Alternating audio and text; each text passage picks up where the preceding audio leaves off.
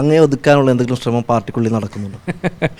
ഞാനതൊരിക്കലും അങ്ങനെ എന്നെ ഒതുക്കിയത് കൊണ്ട് ഈ പാർട്ടിയിൽ എന്ത് നേടാനാണ്? അത് പ്രത്യേകിച്ച് എല്ലാ നേതാക്കളാണ്. എനിക്ക് ഇത്രയും അവസരം തന്നത് പാർട്ടിയല്ലേ.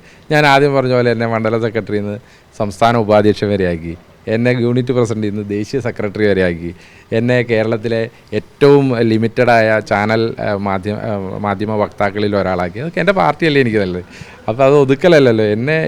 എനിക്ക് അബിൻ വർക്കിയുടെ കൂടെ കോൺഗ്രസ് എന്ന് ചേർക്കുമ്പോഴാണ് മേൽവിലാസം. ആ മേൽവിലാസം ഉണ്ടാക്കി തന്നത് എൻ്റെ പാർട്ടിയല്ലേ. അപ്പോൾ ആ മേൽവിലാസം ഉണ്ടാക്കി തന്ന പാർട്ടി എന്നെ ഒതുക്കുമെന്ന് ഞാൻ കരുതുന്നു. അവരുടെ അഭ്യർത്ഥന ദേശീയ നേതൃത്വം പരിഗണിച്ചില്ലെങ്കിൽ എന്തായിരിക്കും തീരുമാനം? അല്ല, അത് സ്വാഭാവികമായിട്ട് ഞാൻ ചർച്ചകൾക്ക് അടിസ്ഥാനത്തിലാണല്ലോ. അത് ദേശീയ നേതൃത്വം സംസാരിക്കും. സ്വാഭാവികമായിട്ട് ഞാൻ ബഹുമാനപ്പെട്ട നേതാക്കന്മാരുമായി സംസാരിക്കും. യൂത്ത് കോൺഗ്രസിൻ്റെ ദേശീയ നേതൃത്വമായി സംസാരിക്കും. ദേശീയ അധ്യക്ഷൻ എൻ്റെ സഹപ്രവർത്തകനായിരുന്നു. അദ്ദേഹം ദേശീയ ജനറൽ സെക്രട്ടറിയായി NSUവിൽ പ്രവർത്തിക്കുമ്പോൾ ഞങ്ങളൊക്കെ ദേശീയ സെക്രട്ടറിമാരായി പ്രവർത്തിച്ചുകൊണ്ടിരുന്നതാണ്. അദ്ദേഹത്തിൻ്റെ സഹപ്രവർത്തകൻ കൂടിയായിരുന്നു. അവരൊക്കെ ആയിട്ട് സംസാരിച്ചതിന് ശേഷം ഞാൻ എൻ്റെ അഭ്യർത്ഥന മുന്നോട്ട് വയ്ക്കും. അപ്പോൾ എടുക്കുന്ന തീരുമാനം, ഞാൻ പാർട്ടിക്ക് എന്നെന്നും വിധേയനാണ്, അതീതനല്ല. അതെന്നാണ് തീരുമാനം. അത് എന്തായാലും എന്ത് തീരുമാനമായാലും പാർട്ടിക്ക് വിധേയമായി പ്രവർത്തിക്കുമെന്ന് തന്നെയാണ് അബിൻ വർക്കി പറയുന്നത്. ക്യാമറമാൻ ജയ്സൽ ബാബു പിലാശ്ശേരിക്കൊപ്പം സലാം മുഹമ്മദ്, മീഡിയ 1 കോഴിക്കോട്.